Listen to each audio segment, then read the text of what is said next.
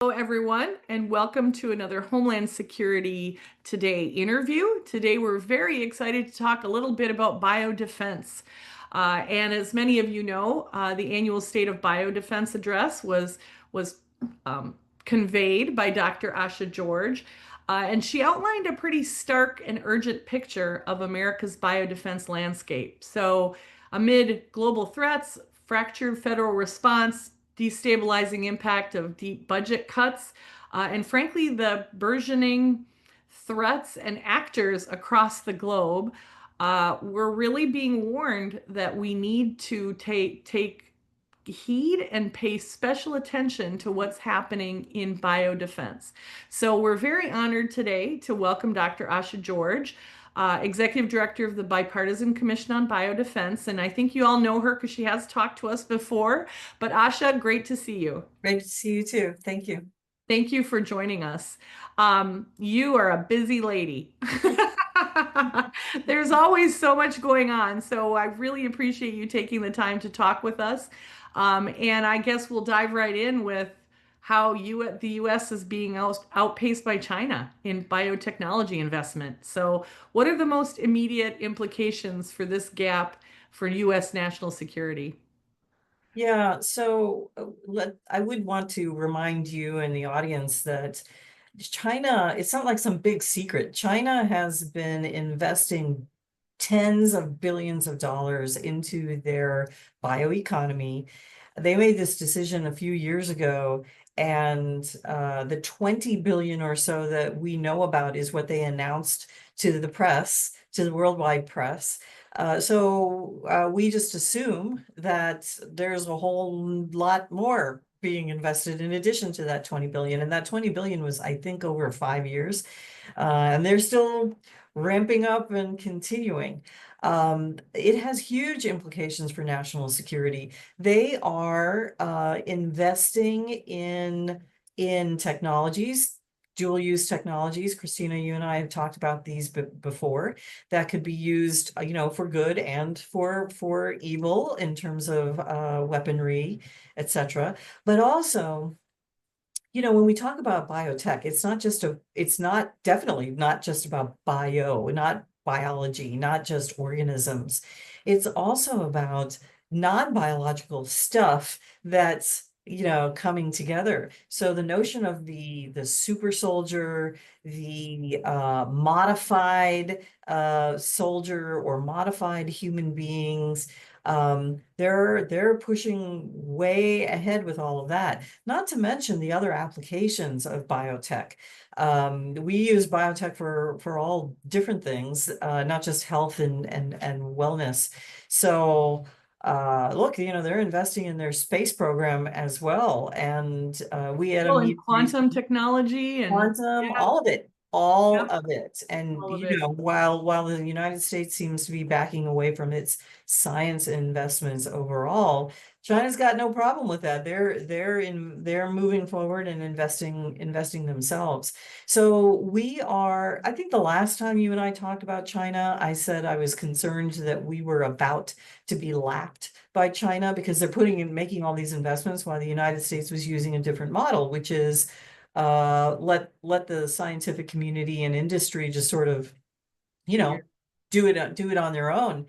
Now with the cutbacks in grants and the de-emphasis on research for biotechnological reasons or any other reason for that matter, it's just math, right? We're reducing and they're continuing. I would say now we probably have been lapped entirely and they're just continuing on.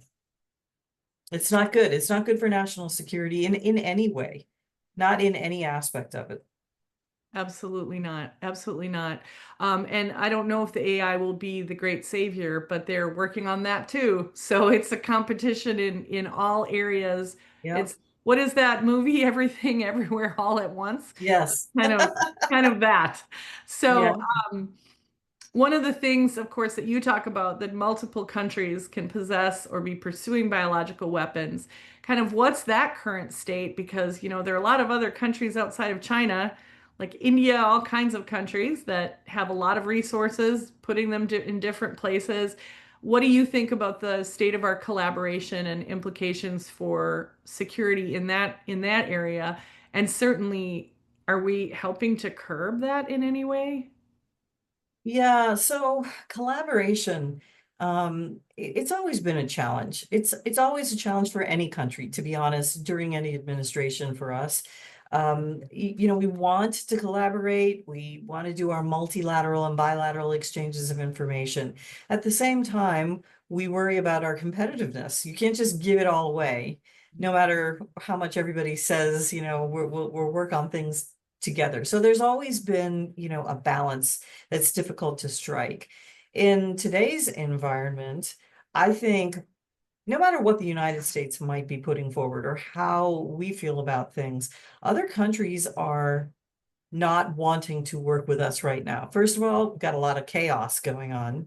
Second of all, they're not sure what we're going to do with the information. And third of all, I'm not sure they know who to send information to anymore. Who are they sharing it with? When we're firing tens of thousands of people out of the government.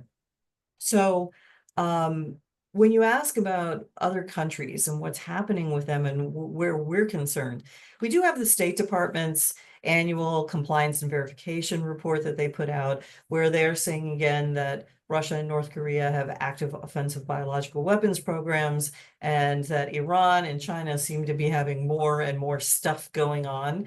The State Department has not been willing to come out fully and say they definitely have those active offensive biological weapons programs. But if you read those reports, there are now paragraphs about everything that's going on. And state has finally said that they cannot prove that the old biological weapons programs that both those countries had were ever shut down.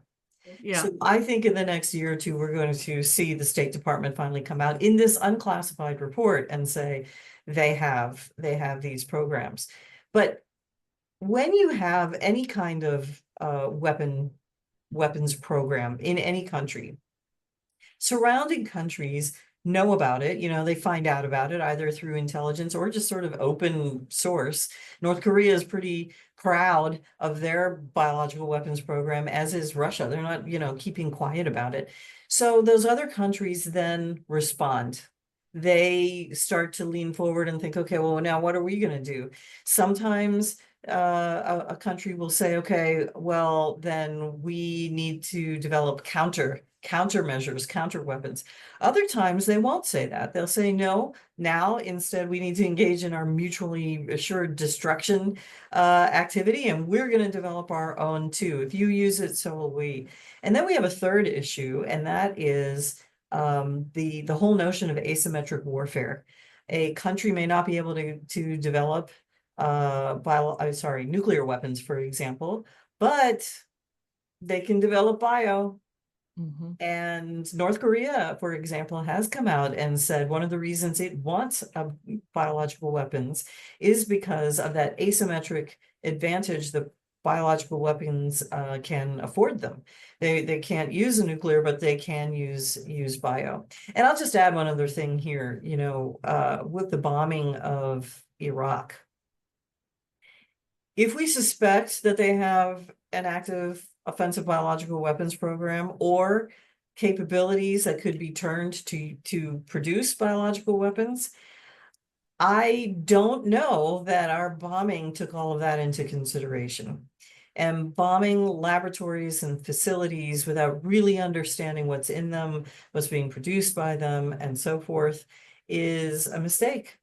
And it's a mistake that, now we're all just sort of hoping that everything is okay. But it's not a great way to engage in warfare. So look, what I'm telling you is we're looking at these four countries for sure, but we are trying to imagine a world in which other countries lean forward and start saying, okay, they need to engage in biological weapons programs themselves.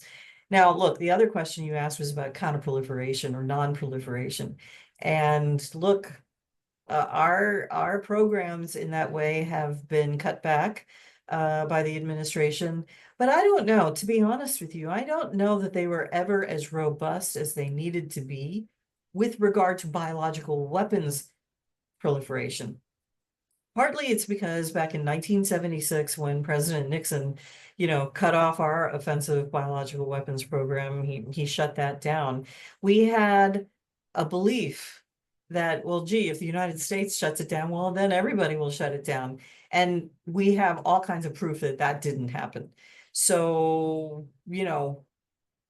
if you decide, though, decades ago that we're done, so everybody else is done, then you reduce the investments that you're making in non-proliferation and counter-proliferation.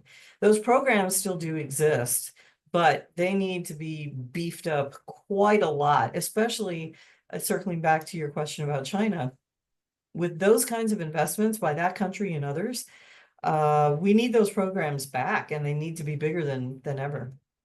Well, and Ken Alabek's book was pretty excellent about describing, and frankly, being from a family from Ukraine. I mean, we heard all about how much obfuscation went on no matter what was happening. And so that is not a surprise. And so that's kind of a good segue into you in your talk referenced the uncertainty around COVID-19 and its origins and other lab related accidents. So, how do we work with that? Can transparency and accountability in biological research be improved without stifling innovation? And can we figure out, good versus bad actors? Because some of the bad actors are proud and others are quiet. So, Well, look, I think we're talking about two eyes. We're talking about intellectual property and we're talking about intelligence, as in the intelligence community. On the intellectual property side, look, it's hard. It's hard to have that kind of transparency that you're asking about because people want to get credit, for the work they're doing. They want the Nobel Prize. They don't want to share it, in advance with a bunch of people. And they want the patent. They want the money that would come from all of that. So just inherent in the system worldwide, you don't have a lot of sharing of absolutely everything and openness about everything because of the way our economy runs and will run probably forever. On the intelligence side, though, you ask about the identification of malevolent players. Whose responsibility is that? And how do you get at that? The ones that are not proud, the ones that are hiding and doing things in secret. To me, what that means is we need to ramp up our intelligence efforts. And for too long a period of time, US intelligence and everybody else's intelligence did not put a whole lot of money into counter, bio stuff. They did not. They were, it's always been about, oh, nuclear is number one when we're talking about WMD, and then the rest of it falls underneath there. There's still people walking around talking about the biochem or chem bio threat as if chemicals and biologicals are the same thing, which, of course, they're not. So, look, we advocated for a national intelligence manager for biological intelligence. The DNI a number of years ago said, yes, this is a good idea. And he made the head of the National Counterproliferation and Biosecurity Center, at least that's what it's called now, that person, the National Intelligence Manager for Bio. So on the one hand, I think that's good because you have counterproliferation, in the name. On the other hand, NCBC is one of the smallest and least well-funded activities in the intelligence community, and they're dealing with all of the kinds of weapons, not just bio. But I think that's what it's going to take. We don't want to admit it. We want to believe in the nobility of science, or at least that, gee, if we dig a little bit, it'll be obvious. But I don't think it is. You're talking about intentions, and you're talking about also like massive nation state programs that utilize bio and a whole bunch of other stuff. It's just not going to be easy to find out without really good intelligence. well, and the outsourcing so that it's not necessarily tracked back to a nation. That outsourcing, which has become very prevalent in terrorism, it's the same thing. And that could be a method to advance all kinds of, well, I'll just say biological mischief while that's being a little flip. Yeah. But yeah, there's a lot. So we need to, I could talk to you all day, but we need to take it down for like our readers, our watchers. How can state governments and local governments be better integrated into the national biodefense strategy, especially with some of the reorganization and maybe a shift of responsibilities? How can the states step up and be able to protect their citizens? Well, I think they can do two things because we want to be concrete. When you talk about the states, to the locals, to the tribes, and to the territories, you have to be concrete. This is not a conversation for philosophies and, policy, wonky kind of language. I think they need to do two things. If I was at the state level, SLTT level, this is what I would do. I would take two documents.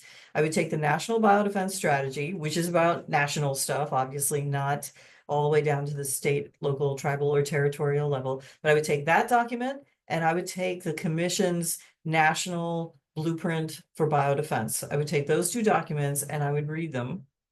And then I would figure out, okay, how do we implement those things, but at this lower level? What do we need to do? So some of it's not going to make sense. For example, I don't think the states need national or state intelligence managers, right? It doesn't make sense. They don't do intel down at that level.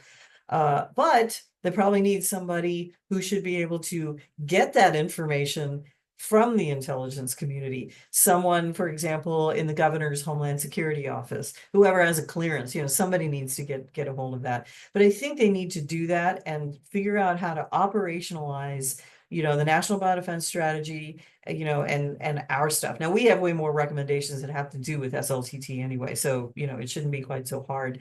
But I think if they're waiting around for either the feds to take care of all of it or the feds to translate their stuff and our stuff into usable content for the SLTT, SLTT is they're going to be waiting around for quite some time. You know, especially when the president, and not just this president, others have said this too, we have a system of federalism. The governors have a lot of power on their own, and they don't have to wait for permission from federal departments and agencies to do much of anything. They report directly to the president themselves. So there is a lot they can do, and I think there's a lot that they're going to have to do. Look, you asked about COVID-19, you've asked me about that in the past, and COVID-19, what did President Trump say? He said, you guys are responsible. He removed the federal government to a certain extent and told the states, go off and do great things. I live in Maryland. The governor of Maryland, got on the phone. His wife is Korean and spoke fluent Korean, and she called Korea. They called Korea to start getting, stuff over. So instead of waiting around for the next event to occur, I think the states have to lean forward and they have to figure out who's going to do this. If you talk to any state, one state's going to say, oh, the bio, if we do it at all, is handled by Homeland here, at the state level. Others are going to say, no, Secretary of Health, Secretary of Agriculture, Secretary of whatever. Very similar to what used to be the case here in the US before the National Biodefense Strategy. I know this question of who's in charge comes up all the time, no matter what the threat is. But look, we have ongoing pandemics. We still haven't gotten rid of COVID. Mpox has become endemic here in the United States. Tuberculosis is back, and it's that antibiotic resistant version that's back.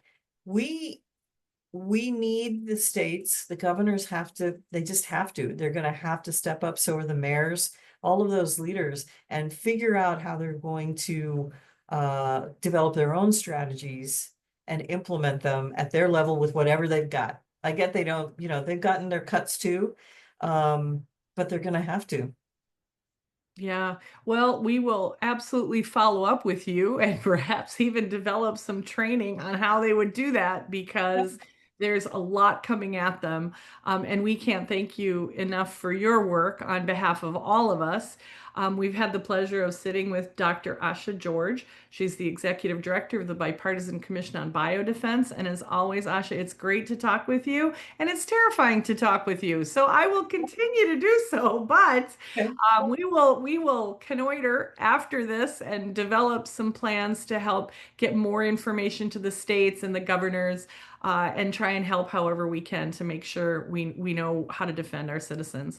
So thank Okay. you for your role in that. You're a huge leader in biodefense, and we certainly follow you and applaud your work. So thank you. Thank you for joining us. Thank you. Thanks for having me.